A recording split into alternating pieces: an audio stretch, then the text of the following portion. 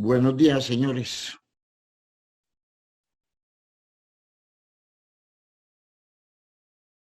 Bueno, espero que hayan amanecido muy bien en unión de sus familias y que en la noche de ayer les haya ido muy bien. Sí, sí, sí, por eso son 3 horas de 9:30.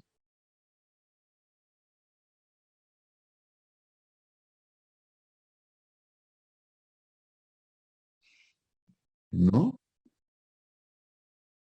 Si usted obtiene la carga vertical entre las dos posiciones, en la primera, en el instante de arranque, usted tiene la columna, que es el tornillo, tiene el peso de la plataforma, el peso del, del material y todo ubicado en el centro de una instancia. Cuando sube, usted conoce la posición y puede hallar el ángulo, o el ángulo está ahorita, no recuerdo exactamente. Entonces halla la distancia. La fuerza que es perpendicular la descompone en una en dirección del eje y una vertical. Esa vertical haya la perpendicular en ese punto, haya momentos en el pivote, con lo cual calcula esa fuerza, porque las otras están aplicadas en el centro de la figura por cuestión del peso, en forma vertical, en el centro. Entonces su punto de aplicación se sabe dónde está. Entonces calcula la fuerza vertical. La fuerza vertical, la componente, esa fuerza es una componente de una total, que es una perpendicular al sistema y otra en la dirección de la plataforma y allá la vertical. La vertical, que es la que está actuando sobre el tornillo. El ángulo, ¿sí?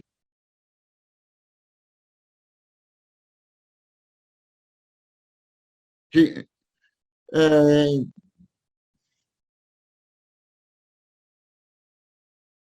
sí, sí, sí. Se podría considerar centrada ahí. Usted hace las consideraciones o con cierto nivel de excentricidad, ya que ese punto no coincide exactamente con el tal. Y la longitud la conocen, puesto que conocen, se puede hallar fácilmente.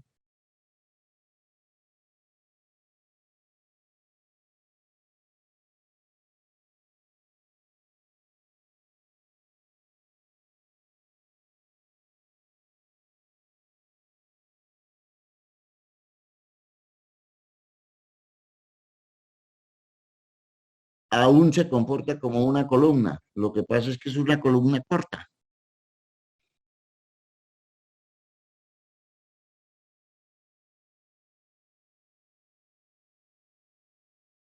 Un elemento de compresión.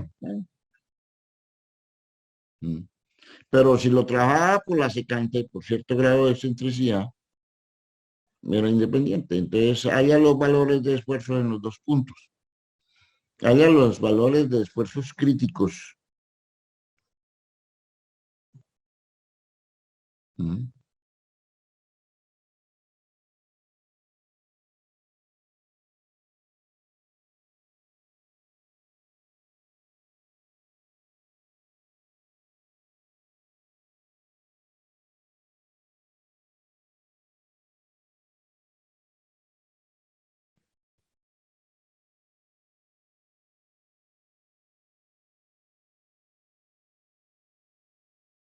Mm.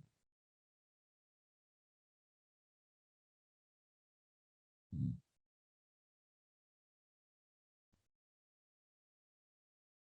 No, lo que pasa es que como si utiliza usted la ecuación de la secante varía de cero a infinito y luego de menos infinito a cero, entonces ahí es donde se vienen, tiene usted que jugar con los picos, con las ecuaciones. ¿Sí? Ese es un problema tipo de esa vaina.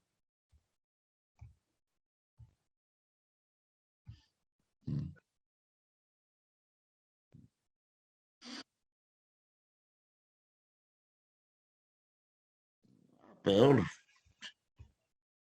tiene que tener exactamente todo ahí. Esos tipos de problemas ese fue un problema que hice que se presentó en el 2015, una cosa así. Lo hicieron presencial. 2 horas, 2 horas. Y ahora yo les doy 3.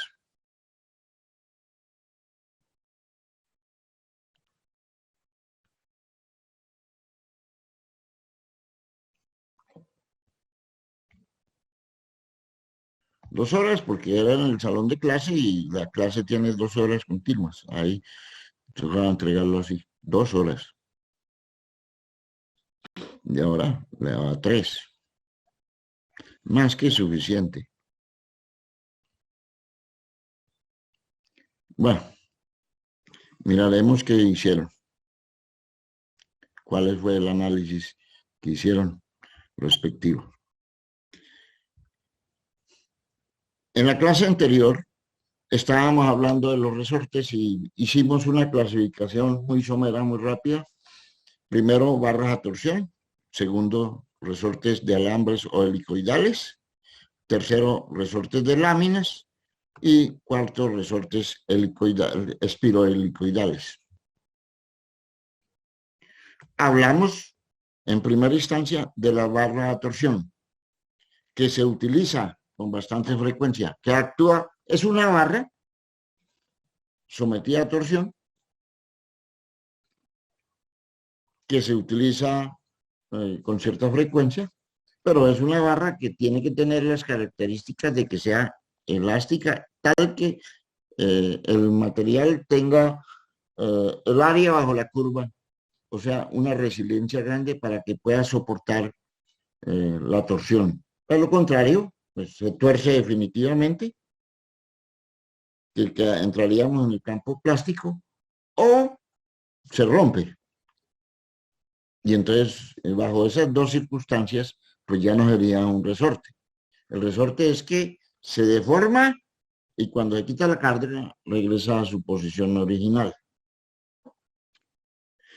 Eh, Nuestro modelo, un modelo matemático levantado, considerando una barra de longitud L de diámetro D minúscula, que está únicamente a torsión.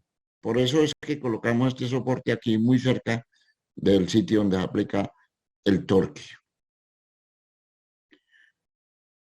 De las resistencias materiales para barras a torsión, tenemos que teta, en este caso phi, es ml sobre jg. Ecuación tomada de resistencia que ustedes vieron, barras a torsión. Como es momento, el momento es K por phi, pero también la deformación este desplazamiento, es R por phi. Reemplazando phi por su igual, delta es PR2L sobre JG. Aquí está, el momento es K por phi. Mirábamos cuál era el punto más esforzado. Ya lo habíamos visto en la clase anterior. Profe, una pregunta. ¿Sí? ¿Usted va a enviar la solución del parcial? Mm, no, ahorita no lo tengo, pues se lo envío luego. Ah, por eso, pero digamos, ¿usted no lo va a enviar al correo o algo? Yo califico y se lo envío. Profe, ¿qué día más o menos tenemos la nota del parcial? Pues yo espero ahora toda esta semana calificar y en el fin de semana tener todo listo.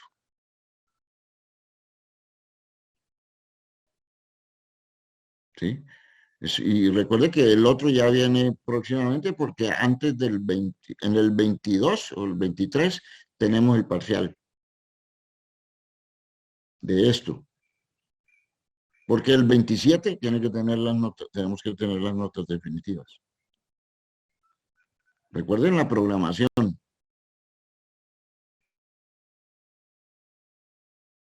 El 23, profe. Pues sí, primero porque ya lo hemos visto. Es que estamos haciendo es un repaso. Claro, la semana entrante lo terminamos. Sino que el 23 es el lunes. Sí, la semana entrante nos dedicamos a hacer problemas. Entre hoy nosotros tenemos, mañana tenemos, no tenemos clase con Sí, ustedes. sí. Sí, entre hoy y mañana este tema está agotado desde el punto de vista teórico.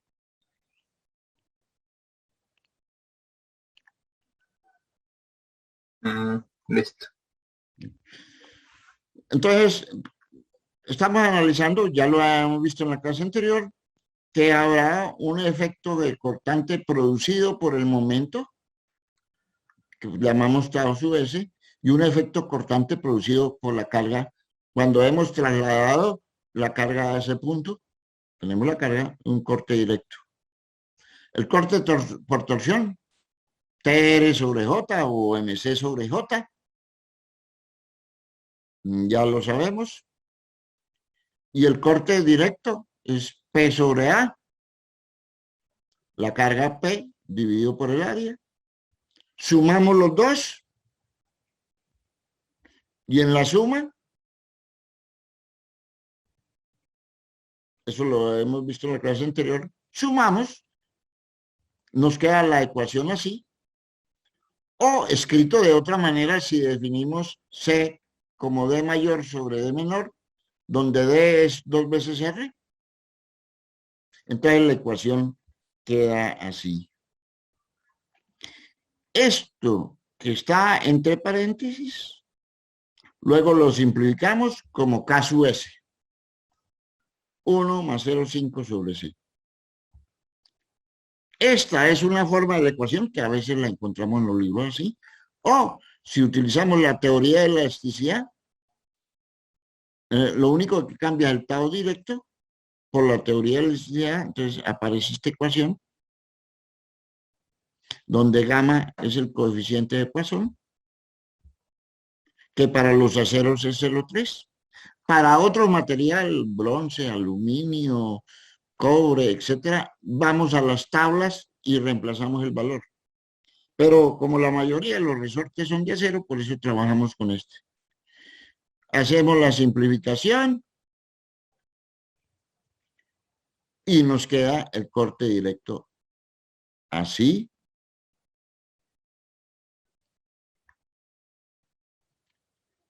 Y finalmente la ecuación me queda o escrita así,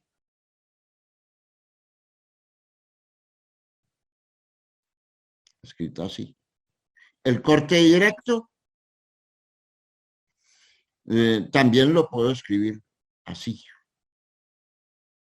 El corte por torsión, 16 PR sobre pi al cubo, es este. Sumamos los dos, queda así. Saco este aquí dividido por 2, multiplico por 2. Si multiplico por 2, 0,60, aquí hago esta multiplicación y divido por 2, queda aquí esto. Me queda la ecuación así. Esta es la ecuación de corte siguiendo la teoría de elasticidad. Podemos utilizar o esta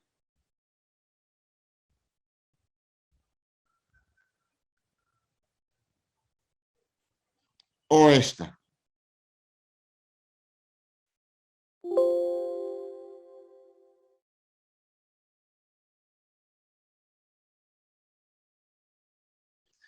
Esto es KS, si utilizamos esto, este es el término KS, y si utilizamos la otra ecuación, este es el término KS. Yo las escribo las dos porque los textos se encuentran, casi siempre encuentran más la de arriba. Entonces, ahora comparamos la resistencia con el esfuerzo. Esto para cargas es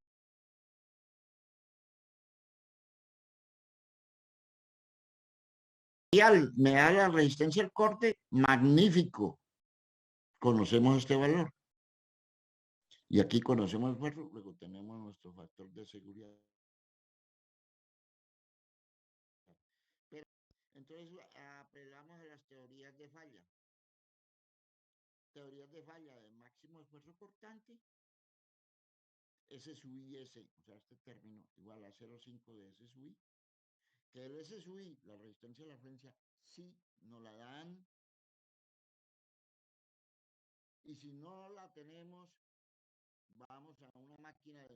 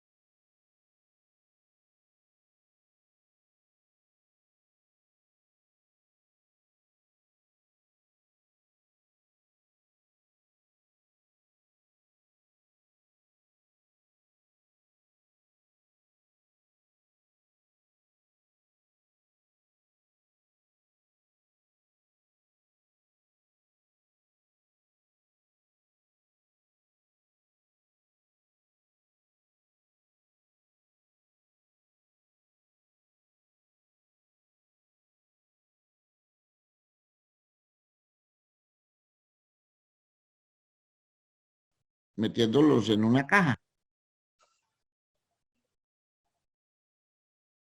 Como eso muchas veces no se puede hacer por problemas del movimiento y de la construcción, entonces una manera para tratar de darle estabilidad es que, supongamos aquí, le quitamos ese pedazo.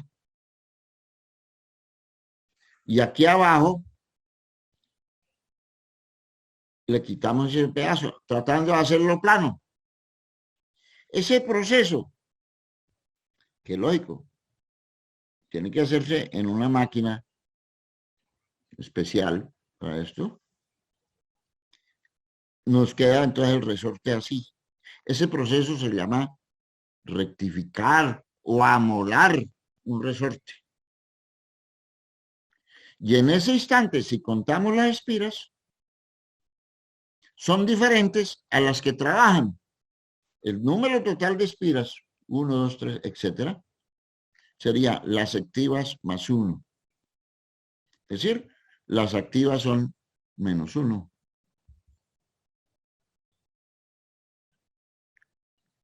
Ahora, otra manera es que como este viene con una hélice, es que en la última espira, esta hélice se la quebramos.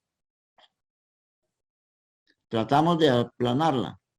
Y entonces aquí, obsérvese que aquí, esto viene con una pendiente y aquí viene con otra, ya tratando de que el ángulo sea 0. Lo mismo aquí. Ese hecho de doblar los extremos se llama encuadrar, tratando de buscar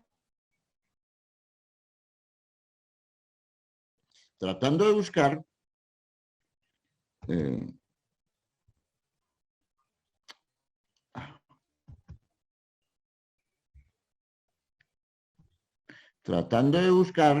que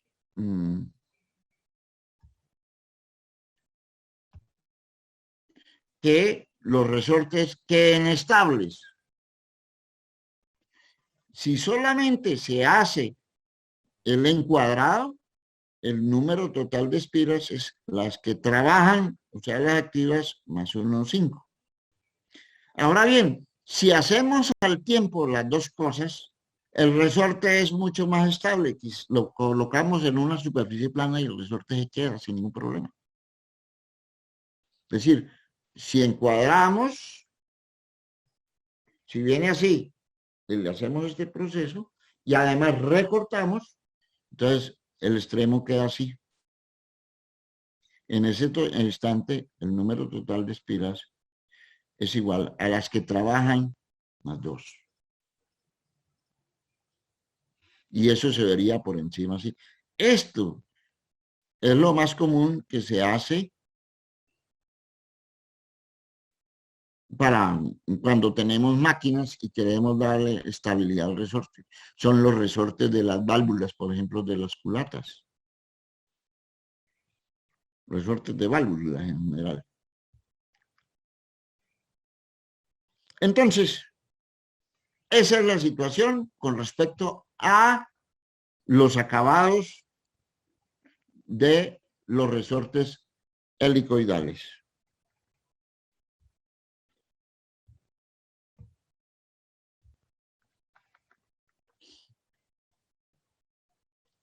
Hemos dicho en la clase anterior que el material de los resortes debe ser un material que ya tenga alta resiliencia. Es decir, que puedan absorber bastante energía sin deformarse permanentemente. Lógico, los resortes tienen que ser dúctiles.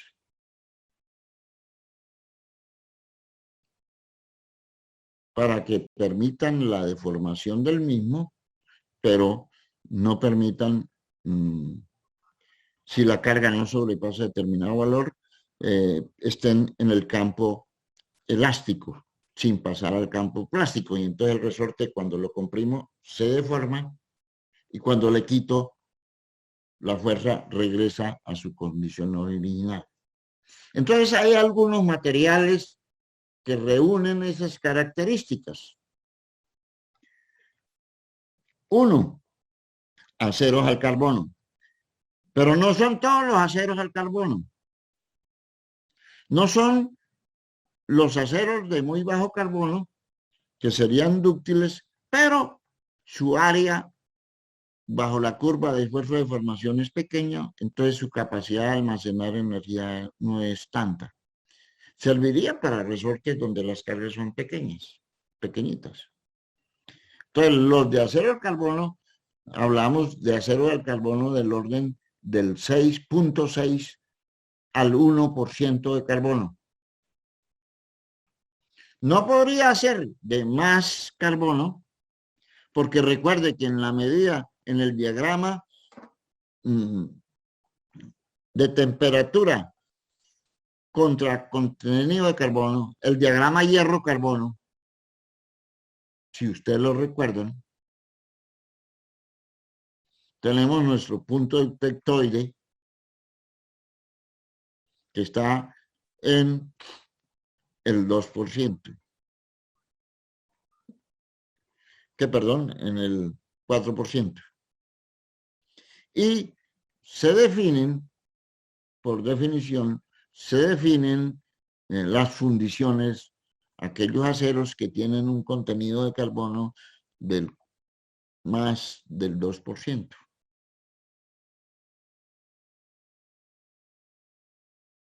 Y las fundiciones no son dúctiles, son frágiles, no son maleables. Lo que sí son es baratas, que podemos fundir los materiales. Entonces aquí necesitamos acero de entre 0,6 y 1% de carbono, que son los que más se utilizan para la elaboración de resortes. Aceros al silicio, aceros de cromo vanadium y aceros cromo silicio, que son aceros aleados para trabajar en resortes de altas temperaturas, que nos garanticen que esos resortes pueden trabajar a temperaturas superiores. Lógico, hay diferentes resortes, básicamente de cobres, de latones, de aluminio más bien poco. Entonces, tenemos algunos materiales que debemos utilizar en la fabricación de resortes, que son los comúnmente utilizados en la fabricación de resortes. Cuando vamos a seleccionar el material para un resorte, que eso es a nuestro criterio, debemos de tener en cuenta ciertas consideraciones. Uno, la resistencia al material, que debe tener un alto punto de fluencia. ¿Para qué? Para que el área bajo la curva sea grande y pueda absorber energía sin deformarse permanentemente.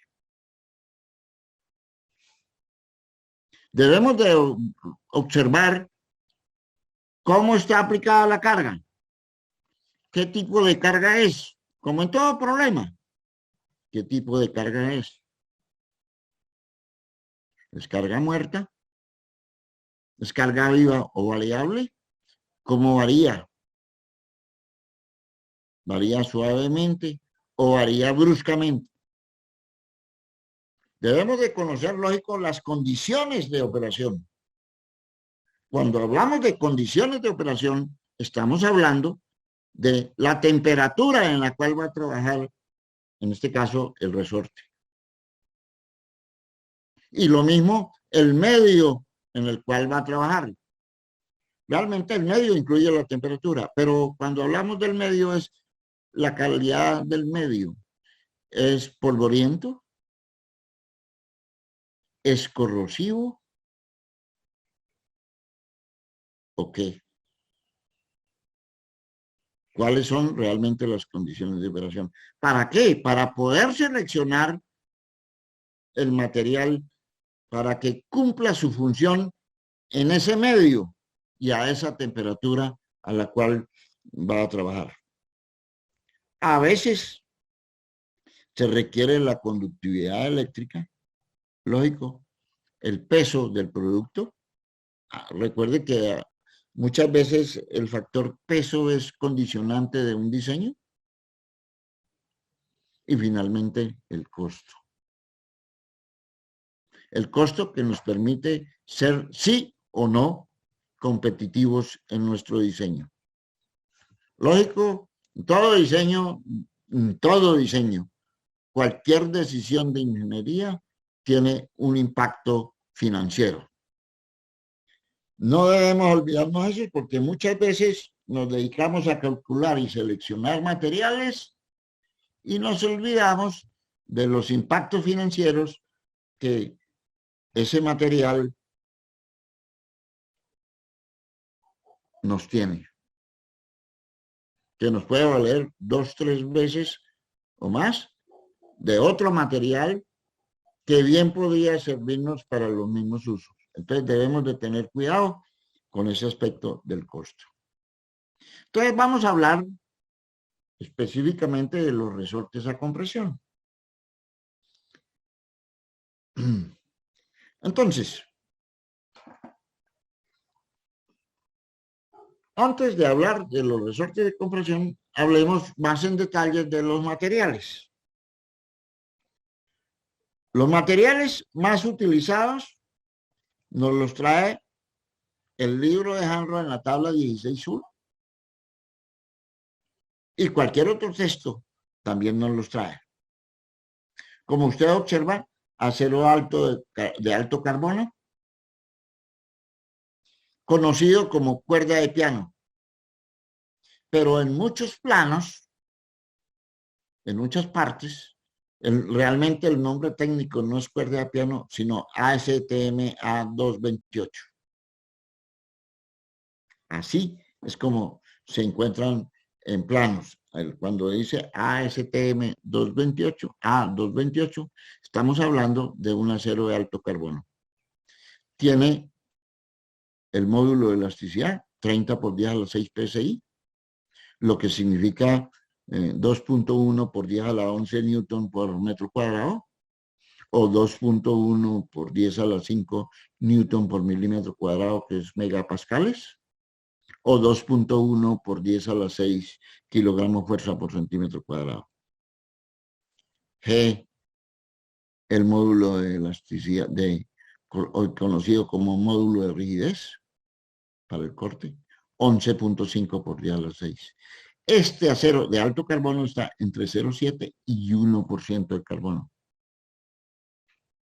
La densidad, normalmente el acero, la de casi todos los aceros, 0.283 libra-fuerza por pulgada cuadrada. Esto es aproximadamente 8.570, creo que es, kilogramos fuerza por metro cúbico.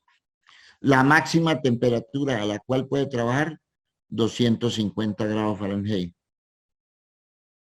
Son muy buenos para cargas de fatiga, siempre que estén por debajo de esta temperatura.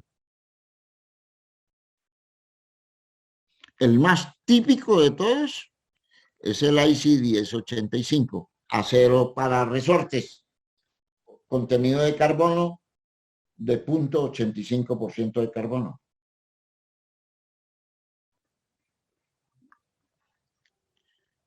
El más barato, el acero estirado duro, conocido como ASTM A227.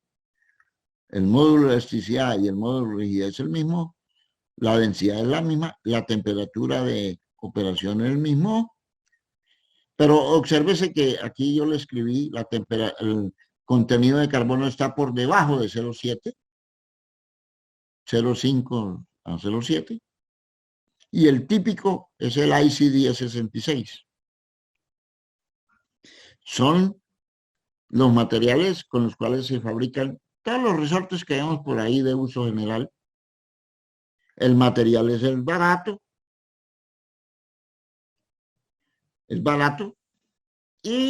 pero tiene la desventaja de que para cargas de fatiga no es muy bueno.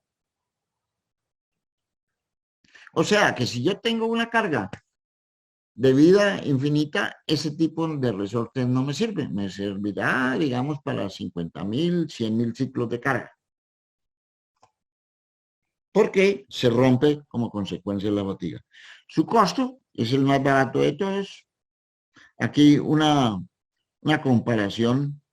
El cuerda de piano está más o menos entre 3.5 y 4 veces el costo de estirado duro. Vienen los aceros inoxidables que se utilizan, lógico, para atmósferas corrosivas, donde no podemos utilizar los aceros al carbono porque se corroen rápidamente y se deterioran y ya se dañan. Para atmósferas especiales y para temperaturas de operación más altos. Por su estructura que es martensítica, que es la martensita, le da alta dureza a los aceros, pero la dureza significa mayor fragilidad. Entonces, por eso no son tan buenos para cargas de fatiga. Aceros austeníticos, los típicos, el IC 301 y 302. Aceros especiales. La austenítica es de menor dureza que la martensita. El material es más dúctil. Entonces puede trabajar bajo cargas variables. Soportas temperatura hasta 600 grados Fahrenheit. Entonces, ojo con esos datos de temperatura y de fatiga. Y aquí hay otros aleaciones de cobre, de bronce, de níquel, etc. Esta tabla es la que trae el libro de Hanroth. Cada texto trae tablas muy similares. Alfredo Parada, en el capítulo de resortes, trae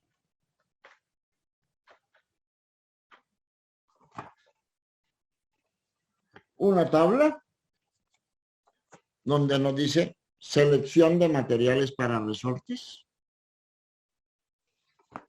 Y pues ahí trae básicamente los mismos. El ACTM 227, que es el estirado duro. Acero para válvulas. Aquí me trae otro, A230, pre-revenido. El cuerda de piano, el ACTM 228. Acero cromo vanadio de baja aleación. Aceros inoxidables, el 302, que son los austeníticos. Aceros endurecidos por precipitación. De bronce fosforoso. Bronce fosforado. De cobre beryllium. Básicamente los trae los mismos. Ahí. Cada texto trae los diferentes tipos de materiales. Entonces, lo primero que nosotros debemos de escoger es el tipo de material cuando vayamos a diseñar un resorte. Pero para ello debemos de pensar en las condiciones de operación del resorte. ¿Cuál va a ser la temperatura? ¿Cuál va a ser el tipo de carga? Y si hay varios que me sirven, ¿cuál es el que me ofrece el menor costo? Porque es importante.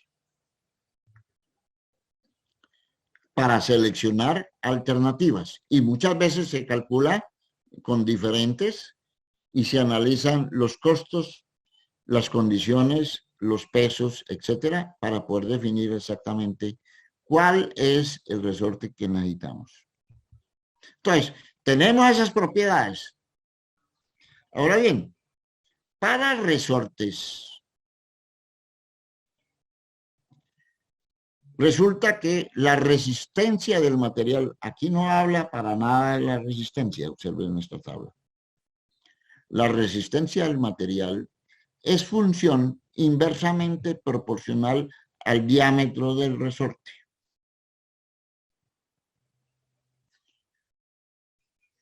Los diferentes autores traen ecuaciones para definir la resistencia última, pero básicamente son las mismas.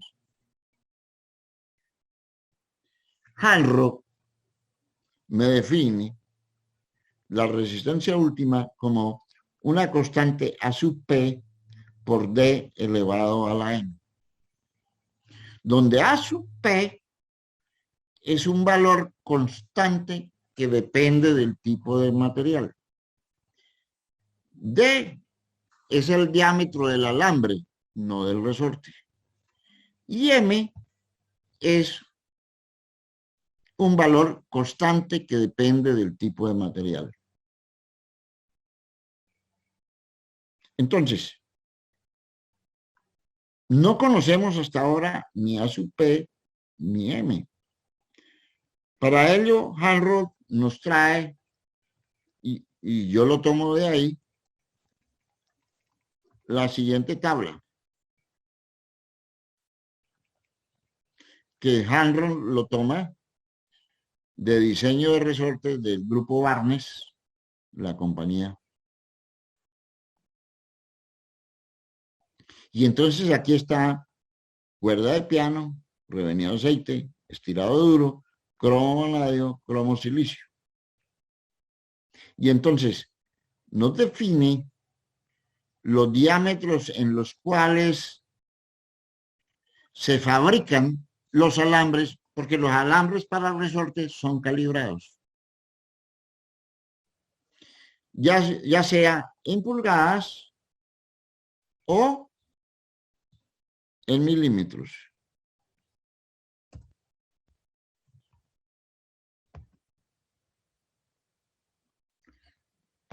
Ya sea en pulgadas o en milímetros.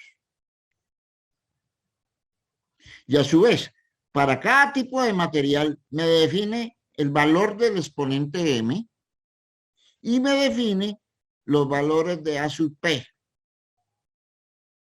Dependiendo de las unidades. Si son en unidades inglesas, está en KSI, y si es en el sistema métrico, está en megapascales.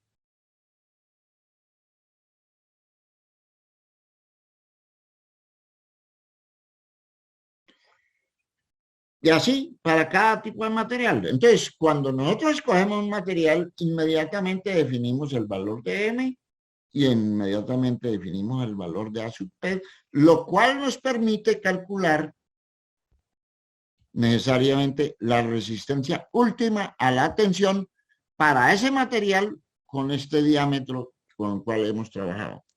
Porque obsérvese, si el diámetro cambia, si el diámetro se vuelve más grande, la resistencia última cae.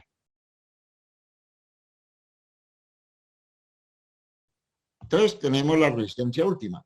Pero debo decir que los resortes a compresión trabajan esa corte, a torsión. La torsión que genera un esfuerzo de corte.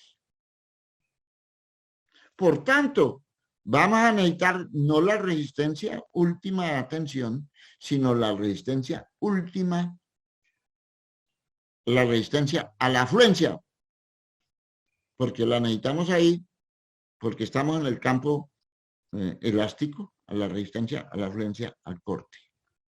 Y entonces, pues buscamos una ecuación, y esa ecuación nos da, que ya la hemos visto, que la resistencia al corte es 0,4 S sub T.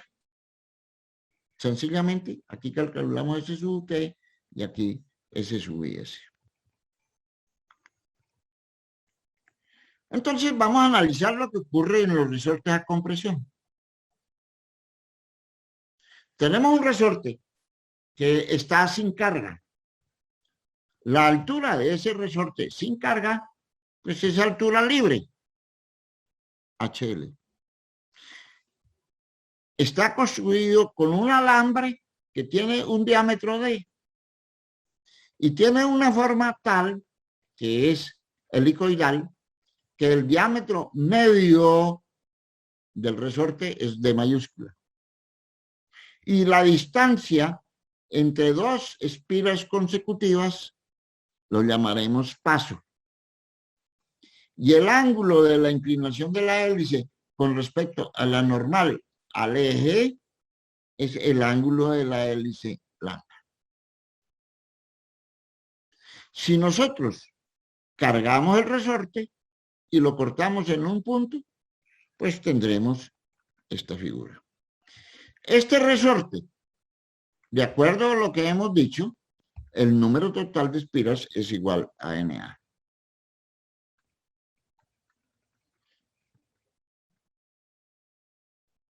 Entonces, vamos a mirar qué pasa con los resortes.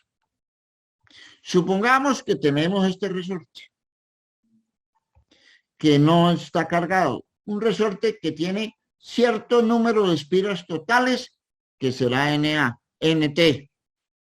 Y dependiendo, como este es dependiendo de la terminación, pues tendrá determinado número de espiras. Aquí, en este caso, que es amolado y encuadrado en ambos extremos, NT es igual a NA más 2.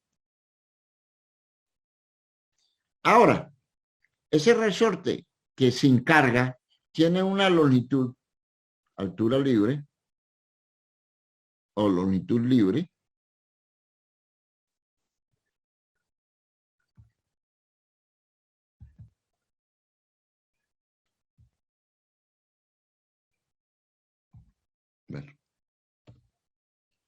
perdón.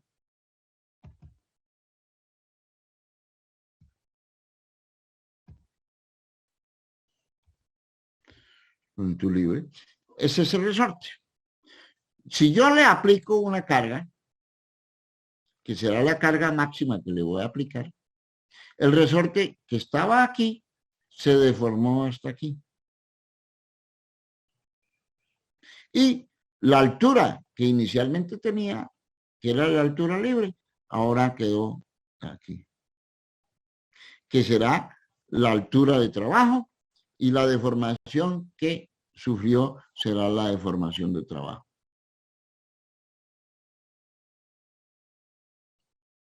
Que será con la máxima carga que yo le apliqué al resorte.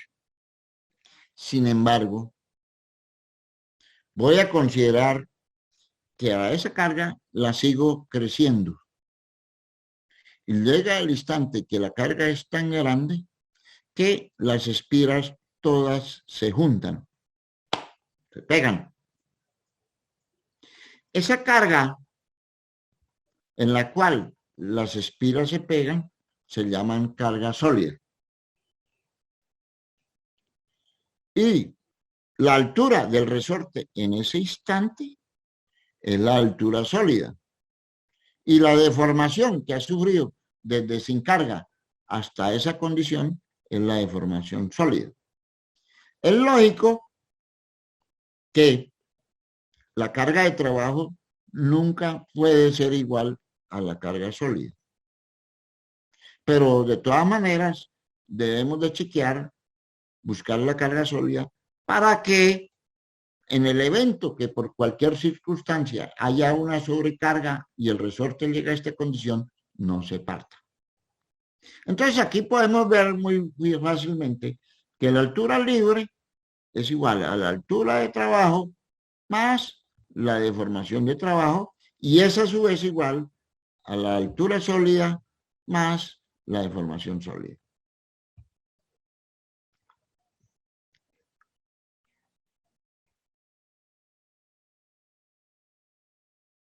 Ahora bien, la ecuación de un resorte es PK por delta, siendo delta la deformación, K la constante del resorte. Que este es un comportamiento de una línea recta. Ahora bien, aquí establecemos nuestro modelo matemático. El resorte helicoidal se comporta exactamente como una barra a torsión de longitud L.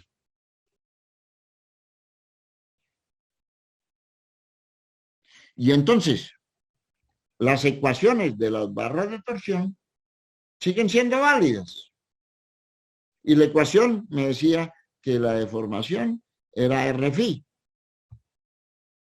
y que Φ era ML sobre JG.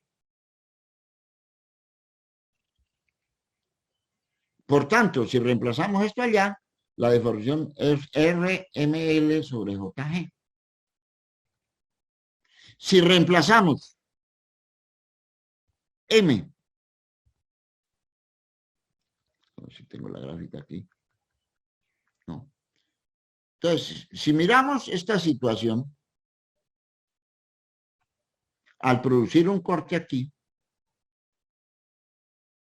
si eso está en equilibrio, tengo la carga P, el diámetro medio del resorte.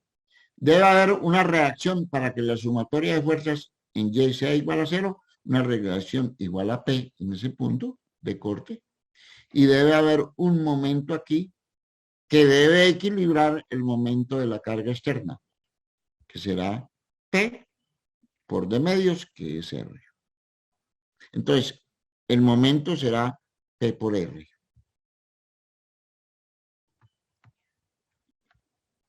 Y entonces, volviendo aquí a la ecuación, el momento es P por R. Ahora bien, hemos dicho que el resorte se comporta como una barra de longitud L, donde la longitud L es una barra que se generaría si yo desenrollara este resorte y lo volviera, digamos, un alambre. Entonces, esa longitud sería la longitud de una circunferencia, que sería 2πr o pi por d, por el número de espiras. ¿Cuál número de espiras? El número de espiras que trabajan. Entonces sería pi por d por espiras que trabajan.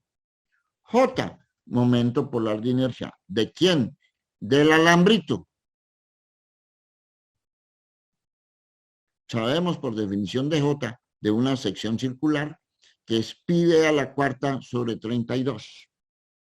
Reemplazando esos valores aquí,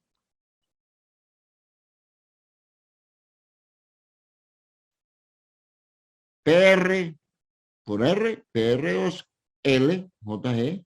Ahora reemplazo L, pi DNA, JG.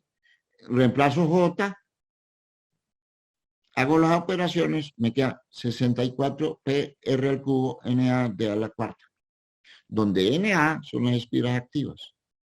Ahora bien, yo tengo 64 lo puedo decir como 8 por 8. Y 8 es 2 al cubo. Entonces, aquí me quería 2 por R, entre paréntesis, al cubo. 2R es D, por tanto me queda 8P D mayúscula al cubo NA sobre D4G. Ahora bien, como yo sé que C es D sobre D, este D4 lo puedo dividir como D3 por D.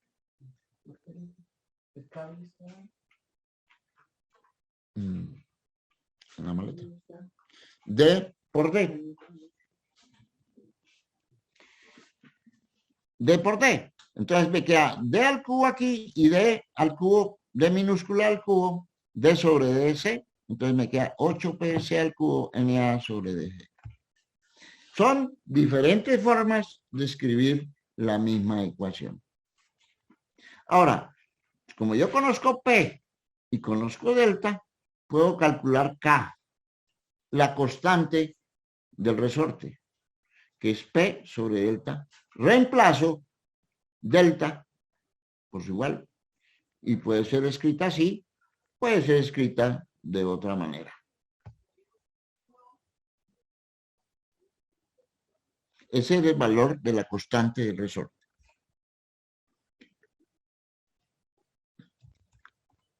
Aquí tenemos las mismas ecuaciones, lo mismo. De la gráfica, lo que había dicho es que altura libre, altura de trabajo, más la deformación de trabajo, igual a la altura sólida por la deformación sólida. Y la altura sólida, como se puede ver de la gráfica, no es más que la suma de todos estos diámetros. Sumo 1, 2, 3 por D. La suma será la suma total de todas las espiras que tiene, porque fueron todas las que se unieron. Entonces será, la altura sólida será nt por D. Entonces de ahí es que nos sale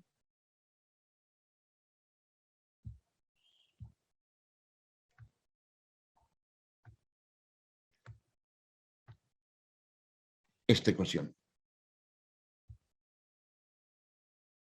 Ahora bien,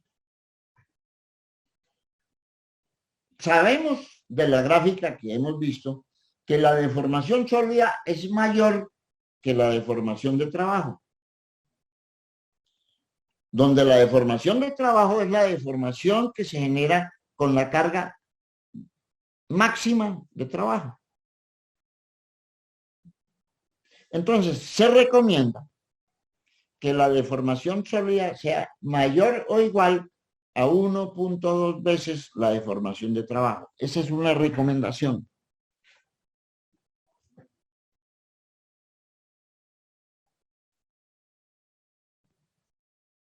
No puede ser que yo diga 5 veces la deformación de trabajo, porque entonces el ángulo sería muy grande. Hasta donde llega y luego quedaría un espacio muy grande.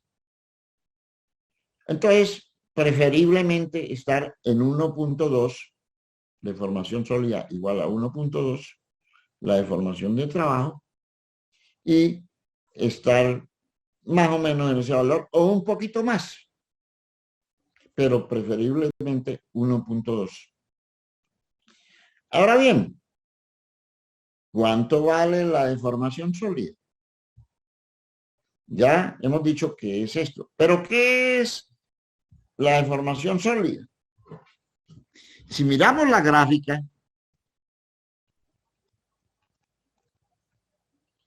entre el resorte que está libre, cuya altura libre es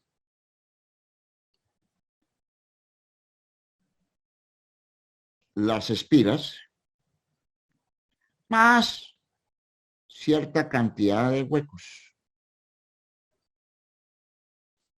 Y cuando estamos aquí, en la altura sólida, pues están solo las espiras. Se acabaron los huecos. Entonces, la deformación sólida es igual al número de huecos que hay.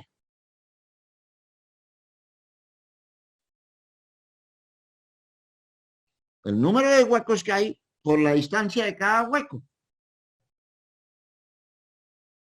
Ahora bien, hemos definido el paso como la distancia entre dos espiras consecutivas. Entonces, de aquí, aquí, perdón, de aquí, aquí, hay un, hasta aquí, ese es un paso. Ese paso será la suma de un D más el hueco. Luego el hueco será igual al paso menos D. Cada hueco los huecos totales serían P menos D por las espiras que trabajan. Entonces, eso es lo que hacemos aquí para deducir la ecuación.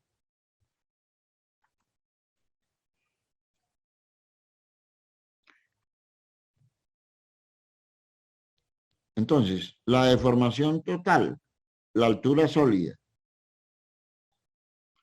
por el diámetro, la parte maciza por NA, las espiras que trabajan, es igual al paso por NA. De donde aquí podemos deducir ya sea la ecuación del paso o la ecuación de la deformación en función del paso. El paso como la deformación sólida sobre NA más D. Depende de lo que necesitemos, podemos utilizar esa ecuación de alguna manera. Entonces aquí nos define. Entonces, algo que necesitamos controlar también es el ángulo de la hélice del resorte. Al dar una vuelta, el resorte avanza un paso. Y entonces desenrollamos ese resorte y avanza de aquí a aquí, o sea, un paso. Cuando desenrollamos, la longitud es pi por d. Entonces, vemos que aquí, que tangente lambda es P sobre pi d. P sobre pi d. Luego lambda es el arco cuyo tangente es P sobre pi d. Ahora bien, si el ángulo fuera muy grande, así, pues el resorte no tendría mayor forma. Entonces, se recomienda, ya por observaciones de los calculistas, que el ángulo máximo sea de 12 grados. Lógico, ese ángulo cuando el resorte está en su longitud natural, cuando está sin carga. Si el ángulo es muy grande, pues él se deforma más, ¿cierto? Pero si ya es demasiado grande, el resorte prácticamente pierde su forma. Entonces, menor que 12, ¿cuántos? 6, 8, 10 grados. Entonces, este es un valor que debemos de chequear cuando estamos calculando un resorte. Entonces, hemos chequeado la resistencia al comparar el cortante con el esfuerzo cortante, que se calcula con las ecuaciones, con la carga máxima, con la resistencia.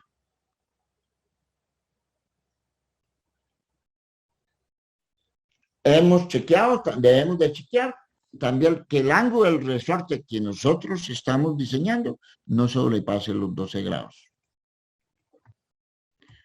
Bueno, aquí tenemos las mismas ecuaciones. Lo de la teoría que ya lo explicamos. Esto ya lo hemos hablado.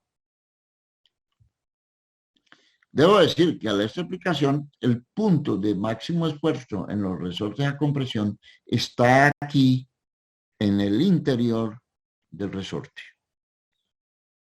Y debo decir que el resorte tiene un diámetro medio de un diámetro interior y un diámetro exterior.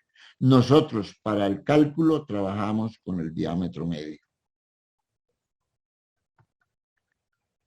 Estas son las ecuaciones que tenemos.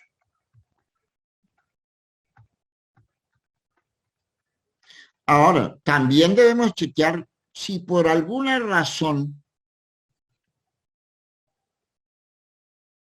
el resorte se sobrecarga, si por alguna razón el resorte se sobrecarga, y es posible que al sobrecargarse lleguemos a la altura sólida. Y entonces en la altura sólida habrá una carga sólida que habrá un tau sólido. Y en el caso de cargas estáticas comparamos el tau sólido con la resistencia y debe ser mayor o igual a 1. Con que sea igual a 1 está bien, pero lo que no puede ser es menor que 1. Con la carga sólida. Es decir, que con la carga de trabajo, con la altura del trabajo, el factor de seguridad tiene que estar, como ya lo dijimos anteriormente, entre 1, 3 y 2. Ese es un chequeo que hay que hacer. Ahora, aquí es un modelo de cálculo, una explicación. Si las cargas son variables, significa que hay una carga máxima y una carga mínima. Si hay una carga máxima, hay un tau máximo con P máximo. Y hay una carga mínima con P mínimo. Pero el KS, que lo hemos definido 1 más 0,5 sobre C, por ser carga variable, resulta que el factor concentrador de esfuerzos cambió por ser carga de fatiga. Y entonces hubo un señor Wohl, alemán, que estudió el fenómeno y planteó una ecuación empírica en la cual hallaba el factor concentrador de esfuerzos de fatiga y se llamó KW o K de Wohl y la definió así. 4C menos 1 sobre 4C menos 4 sobre 0,615 sobre C. Y entonces, en la ecuación del cortante, en lugar de KS, actuamos K de Wohl. Y tenemos la ecuación escrita de dos maneras con carga dinámica, K de Wohl. Lo único que cambia con respecto a la otra ecuación es que aquí había K sub S y ahora hay KW. Ahora bien, se graficó la curva de Wohl y también la curva de K sub S. Y se encontró que se encontró factor de Wohl contra C. Fueron variando y se graficó la curva. Se encontró que para valores de C menores de 4, el K de Wohl y el K de S eran muy grandes, lo cual hacía que el cortante, el tau, creciera enormemente y el resorte fallaba. Por eso, porque el resorte lo más probable es que falle, es que se recomienda que tanto K de Wohl, el índice del resorte, perdón, el índice del resorte no sea nunca menor de 4. Es decir, menor de 4, no. Nunca. Si miramos el otro extremo, la curva se vuelve asíntota. Y ya aquí cualquier variación no modifica mayor cosa el factor de Wohl o el factor de K sub S. Entonces se acostumbra normalmente a trabajar de 4 a 12. Pero en el evento de que el índice del resorte se requiera que sea más grande, pues lo hacemos más grande, no importa. Pero no se obtiene ganancias mayores con respecto a la resistencia del material. Entonces, nos disparan los costos porque los tamaños se hacen más grandes de los resortes, pero desde el punto de resistencia no obtenemos mayor ganancia. Pero se puede trabajar por encima de 12. Normalmente, yo acostumbro a trabajar entre 8 y 10, 8 y 11. A menos que las condiciones de cálculo así lo exigen.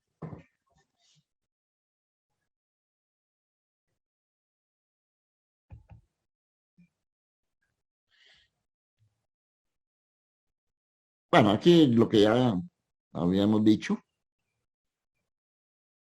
Si la carga es variable, con la carga P máxima, tau máximo, con la carga mínima, tau mínimo.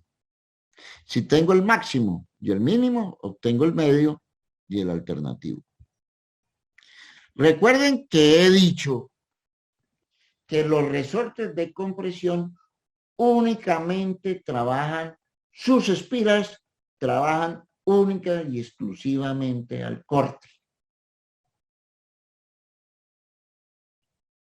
Entonces, si yo tengo el tau medio y el tau alternativo, si únicamente trabajan al corte, eso significa que no trabajan ni a compresión, ni a tensión, ni a flexión.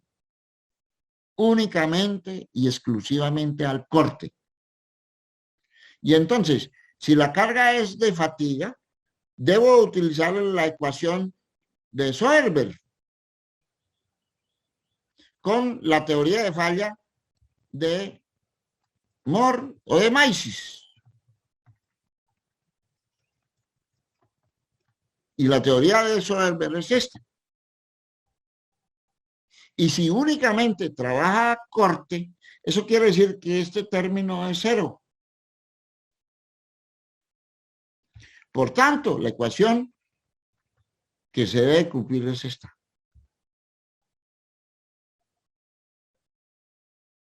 Donde tau medio, ya lo hemos calculado, y tau alternativo. S sub I y S, pues depende de la teoría de falla. Si es máximo esfuerzo cortante, es S sub I sobre 2. S sub ES es S sub E sobre 2, si es máximo esfuerzo cortante. Entonces vamos primero a discutir el concentrador de esfuerzos. Se encontró que el factor de Wolff, KW, es igual al factor estático o KS más multiplicado por un factor debido a la curvatura. Como los alambres no tienen entalladura ninguna, el factor de curvatura equivale a decir que es el factor concentrador de esfuerzos por corte, KFS. Entonces, factor de curvatura y KFS, luego KFS es el factor de Wolff dividido por el KS. Entonces, de esta manera obtenemos este. Ahora, S sub ES.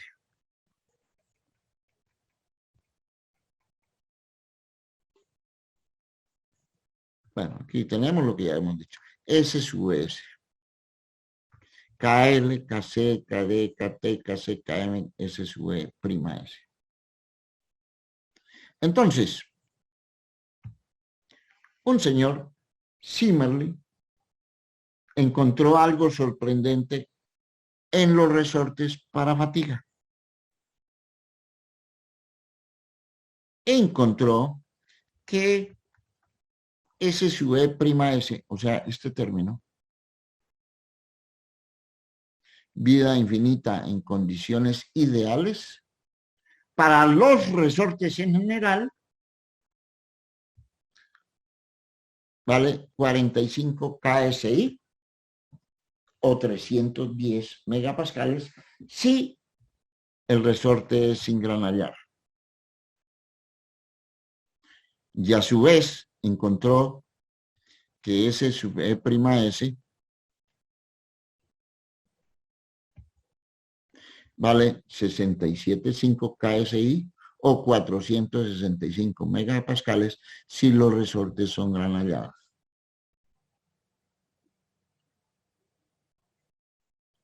Resortes granallados son aquellos resortes, como ya lo hemos explicado, en los cuales el acabado superficial se logra, el pulido superficial se logra, disparándole a alta velocidad o lanzándole, como se quiere decir, a alta velocidad, pequeñas partículas de acero digamos, pepas de acero contra la superficie, logrando el impacto. Con lo cual se pule la superficie y se comprime los átomos del material. Por eso hay una variación de la resistencia, porque se endurece el material. Ese es el proceso de granallado. Disparar partículas a alta velocidad sobre una superficie. Partículas muy pequeñas. Ahora bien, pero también encontró que para los resortes KL1, KS es 1 porque ya está incluido dentro de este valor. KD también se considera 1 porque los tamaños son pequeños. Y entonces me quedan solamente KT, KC y KM. KM también es 1 porque normalmente los resortes usted no le hace niquelado, ni cromado, ni nada de eso por el estilo. Y por tanto, S sub S será KC, KT por S sub E prima S. El resultado que me da aquí es para vida infinita. Pero cuando la vida es finita, o sea, que es menos de 1.000.000 de ciclos, entonces utilizamos la ecuación que hemos trabajado ya, esta.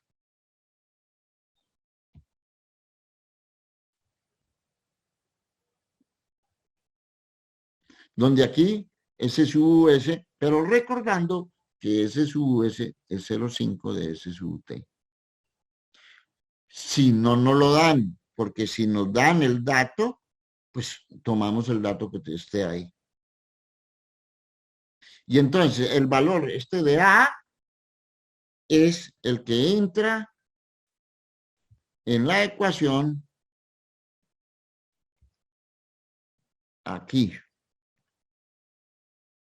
que será para vida finita.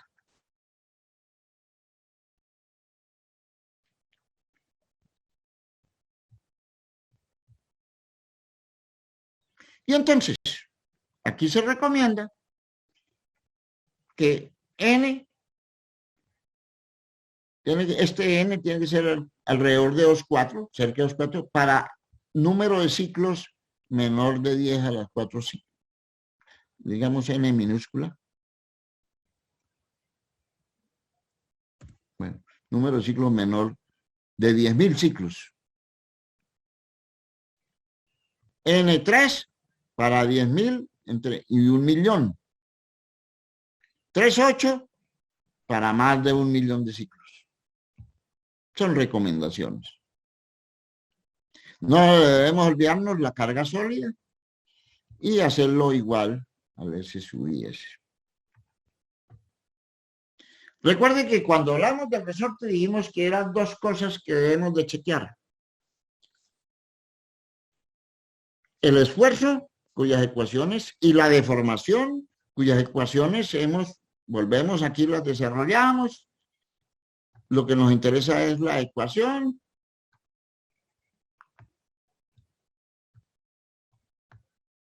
Esta es la explicación de otra manera de explicar las ecuaciones que ya vimos.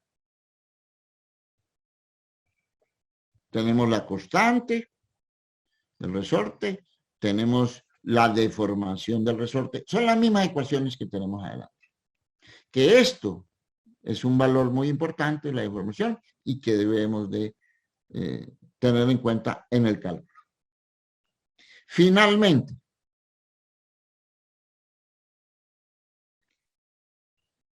puede ocurrir que el resorte simplemente esté superpuesto sobre una superficie.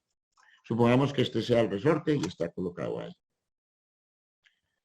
Ese resorte, si yo lo cargo, es posible que pandee, es decir, salga de su línea de acción. Entonces, hay dos maneras de chequear si pandea o no. Una, la más sencilla, utilizando el método gráfico, que todo texto trae. En el caso de Hanrock, trae la figura 16.7, que es esta. ¿Dónde?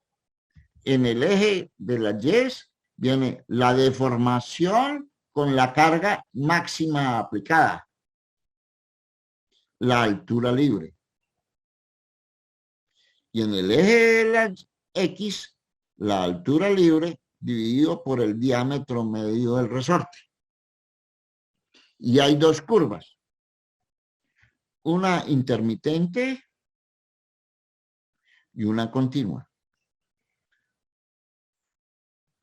Recuerde que dijimos que los resortes, había veces que los encuadrábamos y los amolábamos. Encuadrar y amolar es buscar extremos paralelos. Esta sería la curva para resortes encuadrados y amolados. Y la línea continua sería la curva para resortes extremos no paralelos, resortes no encuadrados, pues, o encuadrados o amolados solos. Entonces, con estos datos, trazamos una línea y con este trazamos la línea y buscamos dónde se corta. Si supongamos corta aquí por fuera, dice el resorte es inestable. El resorte de paralelos pandea. Eso significa que es inestable. Se cae, se sale. Y si está por dentro, por aquí, por ejemplo, el resorte es estable. Para de ejes paralelos, extremos paralelos. Lo mismo aquí. Para los extremos no paralelos, si está aquí por fuera, pandea. Si está por dentro, no pandea. Entonces, si yo necesito que el resorte no pandee, pues debo de tomar algunas decisiones. Por ejemplo, si se puede colocar una barra en el centro del resorte para que la barra no lo deje pandear. O, por ejemplo, meter el resorte en un recipiente tal que pueda operar para que no pandee. Pero si no se puede hacer eso, entonces debemos de chequear el pandeo y si me pandea, modificar el resorte para que eso no ocurra. Modificar tanto las deformaciones como el diámetro. Si yo hago esto menor, vea, muévelo para acá. Entonces, modificar el resorte y volver a diseñarlo totalmente. Eso es una forma. La otra, como estamos hablando de pandeo, pues es utilizar las ecuaciones de columnas. Y la ecuación de columnas, la ecuación como el resorte está centrado, pues es la ecuación de Euler, que la tenemos escrita aquí, así. Donde LE depende de la condición de apoyo y la longitud. Puede estar empotrado porque el extremo puede estar agarrado, un extremo o los dos, y utilizamos las condiciones de apoyo.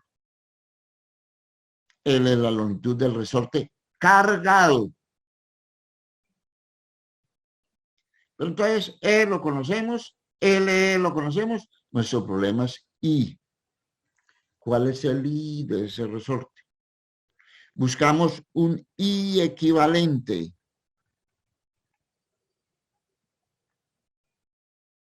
Que se define así.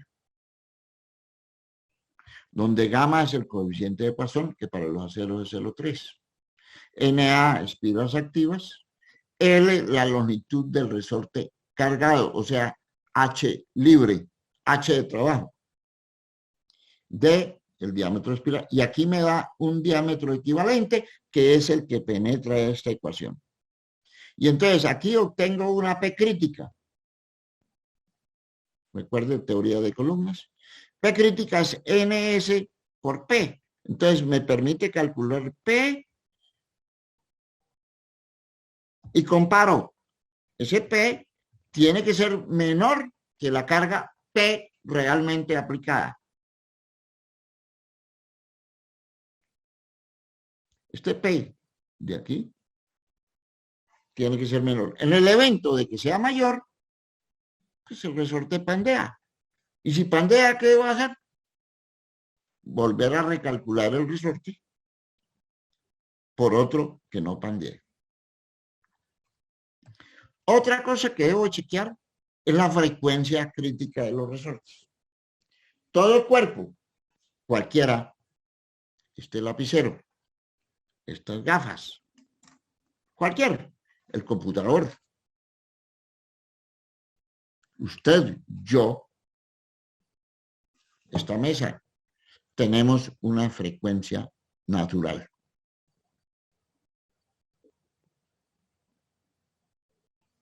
Tenemos la frecuencia natural de cada uno de nosotros, que depende de la masa corporal, la constitución, la forma, etcétera, la densidad, etcétera. Pues los resortes también. ¿Y qué ocurre? Cuando la frecuencia del medio exterior para cargas variables, la frecuencia con que la carga varía, puede ocurrir que esa frecuencia con que la carga varía se acerque o se haga igual a la frecuencia natural, en este caso del resorte. Entonces, las dos frecuencias, como se vuelven iguales, prácticamente, entran en resonancia.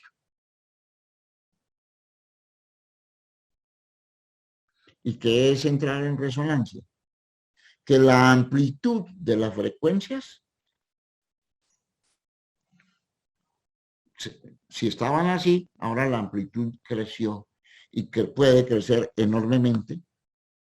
Y si la amplitud crece enormemente, el resorte se movería así y se destruiría.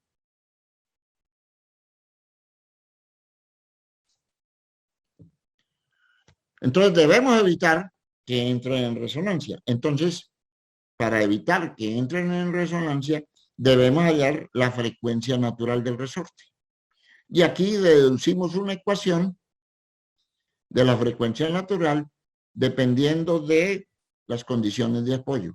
Extremo libre, extremo fijo y libre, donde D es el diámetro de espiras, diámetro del resorte, espira activa, módulo de rigidez, densidad del material. Y aquí nos da en ciclos por segundo, ¿sí? Ojo, la densidad normalmente del acero es 7.850 kilogramos fuerza por metro cúbico o 7,85 kilogramos fuerza por decímetro cúbico. Si lo pasamos a Newton, bueno, lo que sea, dependiendo de las unidades que tengamos aquí. Entonces, hallamos la frecuencia y nosotros no puede coincidir la frecuencia natural del resorte con la frecuencia del sistema. Mínimo, debe tener una desviación del 10% por debajo o del 10% por encima. Debe ser inferior del 90% de la frecuencia natural o superior del 90%. En el evento que no se cumpla esa condición, pues tenemos que modificar el resorte para que se cumpla, porque si no, el sistema entra en resonancia o cambiar, si se puede, la frecuencia de carga.